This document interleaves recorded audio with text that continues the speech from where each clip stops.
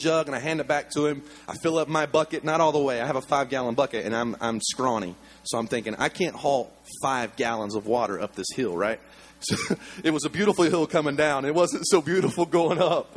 I had a bucket, about 4 gallons of water, and I'm pulling this thing up this hill, and my legs are aching, my arms are aching. It's nearly 100 degrees, and I'm dragging this 5-gallon bucket of water with 4 gallons of water in it, rather, up this hill.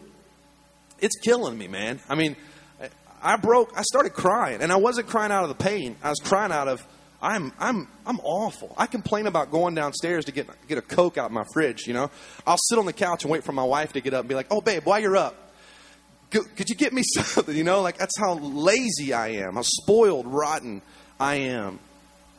Finally get up to the top of this hill. It's probably 45 minutes later, I get up the top of the hill, it's dripping sweat with this bucket of water that I've been hauling. And I sit down, I sit underneath the tree. They want to film us, they want to ask us some questions. So I'm trying to gather my thoughts, cooling off, drinking some water, and this little boy walks by, the little boy I had gave water to. And I pointed him out to somebody in the community. I said, hey, that's that kid. I gave him water. I wonder how long he would have had to stay there if I didn't give him water. And she said, oh, he would have been there until there was a break. That's his job, to get water. And I said, well, man, he's got to be tired. That's a tough hill to walk. And she said, he's got an hour more to walk. He lives in a community further away. So I'm thinking, so it took him an hour and a half at least to get there. He stayed there an hour, and it took him probably 2 hours to get back. His whole day was spent. 5 years old, beautiful little boy. I have a picture of him. I wish I had brought it. Beautiful little boy. 5 years old, spent his whole day getting water. That's all he does every day. He can't go to school because he's got to go get water. That's their life. And I'm talking about a jug, like what we get orange juice in or something. I mean, it's not even, he can't total 5 gallons. He's got maybe a gallon and a half of water that he spent the whole day getting. So that night, my wife and I are eye-chatting, what that is, like on our computer. She's in Nashville, Tennessee. I'm in Haiti, and we're talking to one another. She's showing me, and we're video chatting. And she's giving my little boy a bath, and she has him back there. You can meet him today. He's awesome. She's giving Montgomery a bath. Montgomery's 15, 16 months old.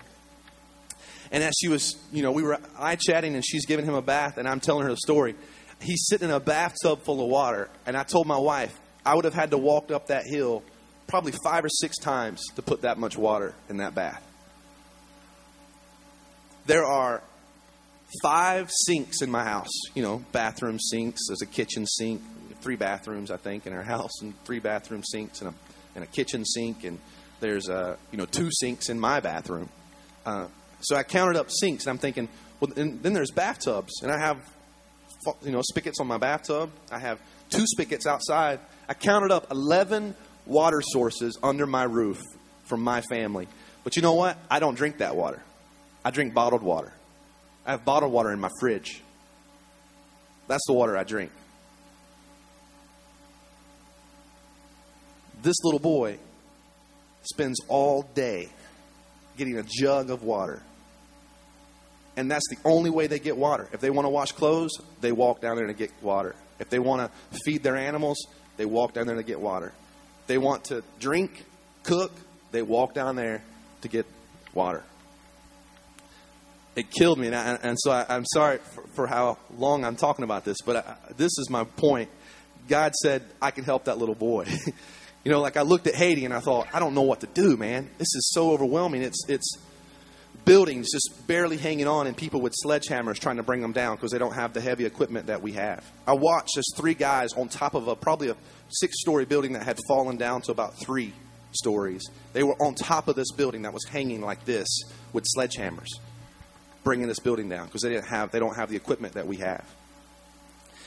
That's overwhelming. I don't even know how to begin to help. I looked at those 3 guys and thought to myself, but for the grace of God, they will die in this process. They will not survive this. But that little boy, I can do something about that little boy. I can help him get water. So my wife and I asked Food for the Hungry. We already sponsor children through Food for the Hungry and World Vision and wonderful organizations. And they provide them with this help. But I asked them to find that little boy so I can help him. I want to sponsor him. And for a little more than $1 a day, I can do that. And it provides him with water and with food and with education so that he no longer has to walk down that hill, that he can now go to school. Because all he's got to learn is how to problem solve, and he could fix this for his own people. $30 and some PVC pipe could turn that one spigot into 20 spigots.